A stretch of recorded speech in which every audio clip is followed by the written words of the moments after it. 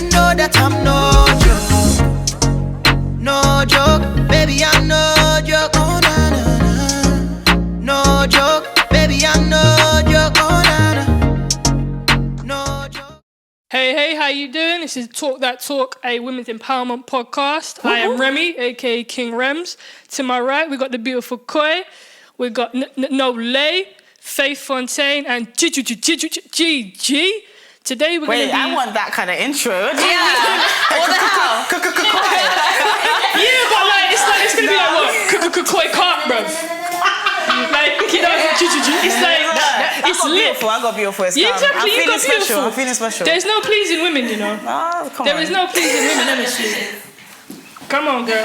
Did I cream the back foot? Hold on. Yeah. But no, on the real though, what we're going to be talking about today is whether this generation shames the 9-to-5 simple life. So in terms of societal pressures that are placed on young people, are we forced to feel like we need our shit together sooner than we can get it together? And also how society adds pressure to things like milestones and the choices that we make. In the group chat, Gigi, this was kind of your topic. So what were your kind of views and your thought process behind this? So for me, like when I'm scrolling through Instagram, I personally, I strive to have a successful business. That's what I'm currently working on. But when I'm following these business pages that kind of encourage entrepreneurship, you see that they're also kind of like saying, you know, there's people working a 9-to-5, then you go home and lazy, you should be working on your side hustle. And it's like, they're not lazy. They're getting up and they're going to work in the mornings. And although that's my choice to have a business and stuff, what's wrong with someone not wanting to do that? What's wrong with, you know, just having a simple life? And why is it down so much? And why is everyone kind of like pressuring the younger generation to be an influencer, to be a business owner, to be, you know, something yourself? And some people just want to, they just want a simple life. Everyone has their own personal goals at the end of the day. Exactly. And I feel like a lot of people maybe are doing these things because they feel like they need to keep up and they haven't even got a passion for it. So they might be happier in their 9-to-5, but because of society pressuring them, they're doing something that they're not happy doing. Oh yeah, absolutely. And I think there's also parental pressure as well, but parents also don't realise that society itself has shifted and the definition of success has shifted. Because when I was growing up, to be a mum, to be a successful mum, it was you raise your kids and you maybe work. As a father, it's you work, you provide, you maybe raise your kids where you can. But now it's like, as women especially, it's like you've got to raise your kids, you've got to work, you've got to keep up with the latest trends, you've got to be social, you've got to cleanse your skin, you've got to make sure you're drinking your detox water, you've got to be out here making sure that you're snatched with, what's it called, the waist trainer things going and thing. But I feel like people are like really unrealistic though about these things. The way I see it and the way I look at it is, if everybody turns around and says, I want to be a CEO, I want to be a boss, I want to be that person, I want to strive for that, everything is going to fall to shit. Of course. It's not possible. We need people that work 9 to 5. Exactly. Yeah, we need somebody to work for the CEOs. There's going to be one CEO. Who's sweeping my streets? Sorry. That's what it is. But there's people are genuinely happy doing that. Bin men do not make shit money. But the thing is with bin men though, I think they deserve the utmost respect. 100%. I feel like you guys are seeing this. Go on, John. Can I make a point? They're called refuse collectors first and foremost. I'd just like to clarify that. It's refuse collectors. Refuse collector has a side hustle. Everyone's got a side hustle. Not everyone. In my circle, I feel like so many people have a side. But your work from home office. Side hustle though. Okay, but Your work from home office is the curtain in Shoreditch, bro. Like your circle is different out here. Wait, I'm going to jump in real quick. I personally feel like we don't necessarily shame the 9-to-5 life. I feel like we're getting insight into the entrepreneur. Like, I think it's aspirational. I feel like if every single person said they wanted to be a CEO, of course not everyone's going to make it, but you've now pushed yourself a bit more. Like, do you know what I mean? I honestly think, if you look around in your life, you say everyone has a side hustle, but I'm just guessing, correct me if I'm wrong, but we all have people in our lives, that are like, that are doing 9-to-5s and getting paid. For me, because we're talking about this generation, innit, and we know social media plays a big part, but the idea of having a shit Monday or having Monday blues, that's not new. Garfield was talking about that, the little cat thing. Social media even artists, like me myself as an artist, I will never force certain things down people's throats in general. But what's forcing it? Because social media is an engagement. You're choosing to engage. Some people jump on social media, you know, they talk about, I'm doing this, I'm doing that. Who wants to work a 9 to 5? Yeah, definitely. There's so much stigma. But Dame Dash said that 10 years ago as well. Yeah, but Dame Dash is a special case. But the thing is, there was Dame Dash then. There was Dame Dash then. But now there's like 100 Dame Dashes saying it. Do you think, or do you think social media just makes it louder? Because the only person I know that said that is like they've taken it back. But it was Steph London when she said something about, that's the only fame, like, you know, well-known person. People who are not even successful are doing that. And she took that back. I don't agree with that. Of course you don't agree with it. But there's always people that have that opinion. Of course, but there's always people that have that opinion. And the question is, does this generation shame 9 to 5? I'm saying what we see in this generation happened in the generation before. Yeah. But if you look at the generation before, right? So me personally, my parents are immigrants. They had to take the opportunity that was there, which was a 9 to 5, which was cleaning, which was doing the medium job. Now we have more opportunity. Yeah, but what I'm saying is not everyone. There's too much pressure. Like since like 2000, every year the amount of startups has grown. Failed, but it's also failed. But 90% of them fell within the first 4 years. But they were inspired to try. They were inspired to try, but for those 4 years, these people are not enjoying the process. They're only doing it because they feel like they need to catch up. Conversely, you haven't spoken to every single one of them, Bubs. Conversely to your point, there are more opportunities, but there's also less stability. There's also less financial stability. There's also less job security. And looking at it in a sense of what success is clarified as. In London, we'll use London as a stat, 16% of, I think it's 20... Coming with the facts. I'm going to hit y'all with the facts. It's 16% home ownership in London, whereas it was 53% in 1984. People do have to consider the generational shifts and the economical shifts, which means that 9 to 5 jobs now, you can't attain a lifestyle that your parents could have with the same financial situation. The price of houses has grown 3 times quicker than the median income since 2008. So how are we supposed to keep up if we don't have side hustles? Because we're not going to have home ownership. Millennials, as a fact, are 70% of millennials are unhappy at work. Yes, we shame 9 to 5. I think that we are force-fed a social media platform that teaches us that we must buy things we don't need to impress people we don't like. So it's no longer about happiness. It's about shaming the 9 to 5. But do you think it's shaming, or do you think people are like we could? I think it's self-inflicted as well. Exactly. I don't even think it's internal. I think a lot of it. I feel like if you're looking at something here, remember we had this conversation about jealousy. You're looking at something, you can choose it. Like you can be inspired by it. I'm not moving mad. I know that all of a sudden people that can't afford designer now strive to do it 100%. But I feel like we're all looking at this example, and you can either feel pressured to pretend you live up to it, or be inspired to try and aim for it. Do you know what I mean? And I feel like that is a choice you kind of take on. The only people I say they have an excuse are young people. I would say they have an excuse. Put across though, it's the way sometimes people will put it across. I don't believe that any human being should be made to feel bad about the fact that they work a 9 to 5. But here's the problem: where do we? With shaming and with anything with social media, with anything where you have an outer perspective of the life that you live, where does self-esteem account for this? Because I work a normal job, but I live a life that most people won't because of the job that I have. Whereas some people, success, we said earlier, success might just be, I meet my bills on time, I'm able to feed my dog, which is do your thing, like a credit rating, but at the same time, because of social media force-feeding us these ideologies, telling you how you should live, exactly, we look in, when you should do it. We're stuck in this, we're stuck in, whether it be subconscious or consciously, in a point of comparison. So it'd be like, oh, I bought my house at 30, but my friend bought this at 28.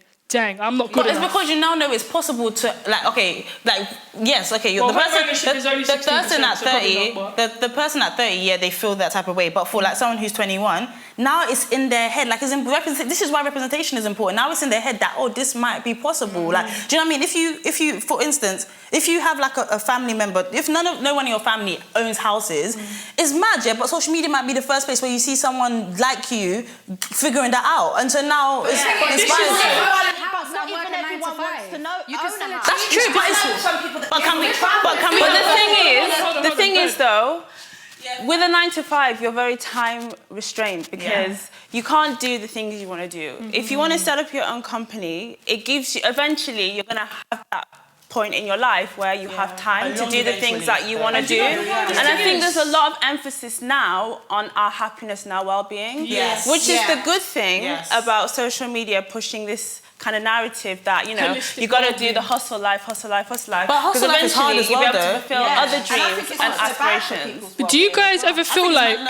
Do you guys ever feel like with kind of the hustle mentality that it's kind of put across to us that we don't have the right to feel tired? Because I personally, when I see some stuff on social media... I mean, I don't want to call people out, but can't stop, won't stop, one person that is very much an advocate of that lifestyle is Gary Vee.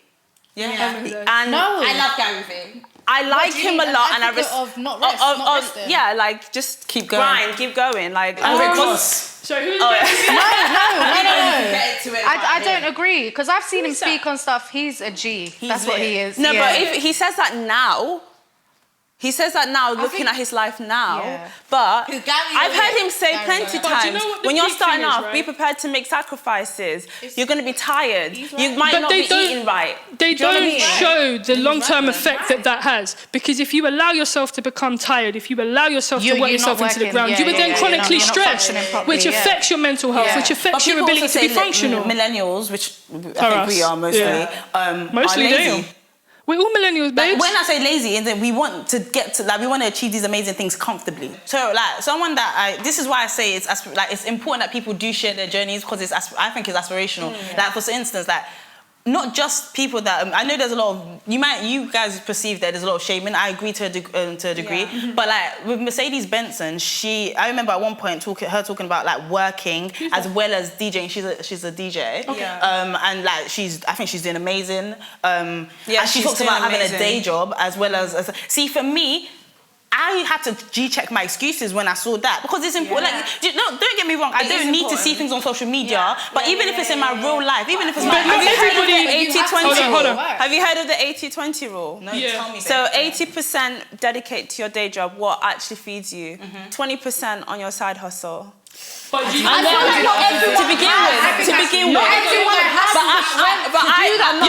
Listen, hold on. I do that too. Because you made a good point. But everyone's built like, what's her name, Mercedes Benson. I don't feel like everyone is built like that. But do you know what? If I never, like, I'm just talking for me, I had to do that anyway. This is what I have to do anyway. Yeah. But if for somebody, if they never saw someone doing it, they may never think, it's possible. They might but at the same time, I'm gonna quit my job now. I have to quit my job to focus on it. She's saying do both. Like, at the same time, it's a good look. If you haven't got the intellectual understanding and emotional understanding of yourself, you're going to see that and be influenced. Not everybody has the capacity. Not everybody is built for it. There was a study that came out today that said millennials. I'm loving it.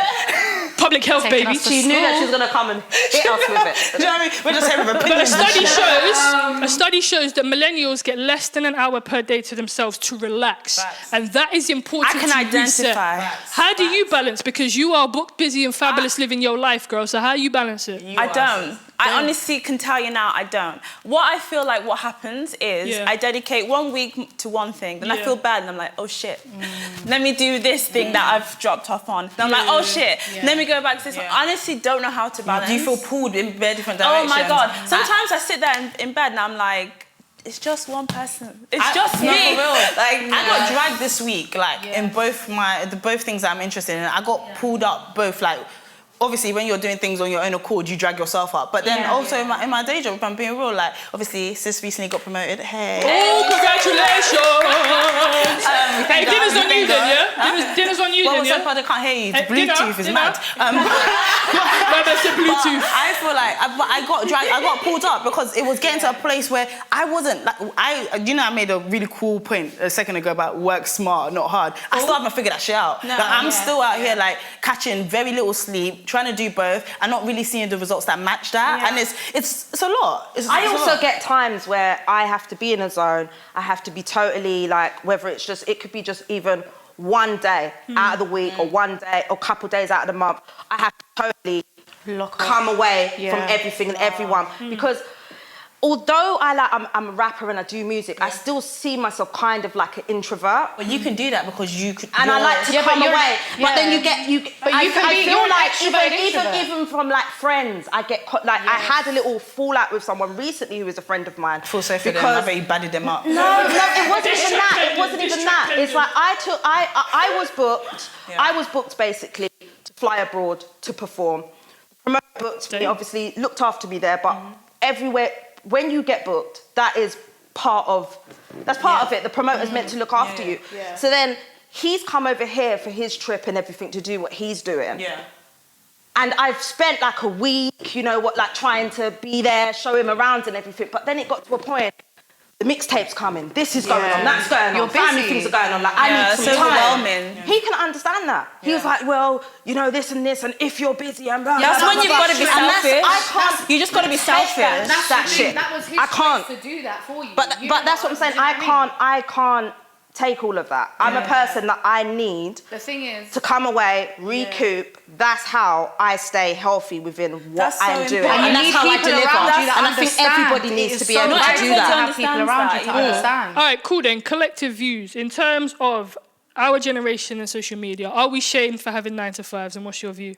I believe we are shamed for having 9 to 5s. Okay. I believe entrepreneurship is not for everyone. And I feel like even myself, like sometimes I'm thinking like, oh, I need to do it all and I need to be able to do this that this person is doing and why can't I do it? And it's like, chill, I'm on my own journey. I will get there and then I will be the person that someone's looking at and thinking, how does she do it so effortlessly? And that's the goal. I want to be able to just say, this is just how I wake up and I do this and I can look after myself and I can look after my business. And, but not everyone is built for that and that's okay. Yeah. People can be successful within their parameters of what they want to do. But on a positive note though, I just want to say about our generation, which other generations do not have, the barrier for entry into entrepreneurship or business ownership is so low now.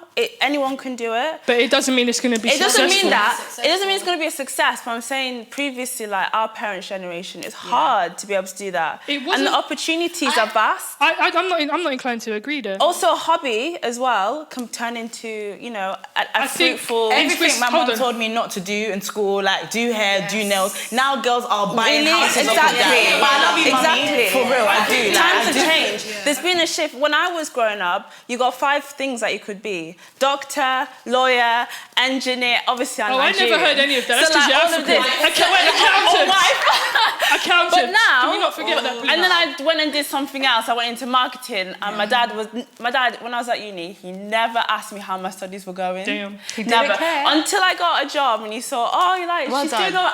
How is work? I think if there's anything that people take away from this, it should be, it is possible to do that, to have a business. But do what makes you don't happy. feel bad if that's not what you want to do and you want to do your 9 to 5. And also, you don't have to be a mogul. You don't have to be a mogul by 25. You can wait till you're 45. You don't have to do it at 25 and a mogul. Just enjoy your 20s. In fact, I've heard so many stories. You want strong knees on that, you don't want to be out there just shake it, but my back hurts. So many stories of 15-year-olds starting their own business, wanting to start their own business, not wanting to go to uni and have that experience. I hear that, but I think just to bring it back in terms of your point about it being easier, harder back then, I'm not inclined to agree. I think it's easier to monetize and brand now with the social media side of things, but with businesses for our generation before, it was built off of community. It was built off of word of mouth. It was built to last. A lot of our parents' businesses are still running. Their sons are running it. Their daughters are running it. So I think now, because running a business is like veganism and bisexuality, pagans, it's become trend. It's become trendy. Explain what you meant by that. How did we get there? How did we get there? What happened? How did we get there? Who triggered you? These trash women with their I'm bisexual now because somebody broke my heart. Because you know how. Here we go.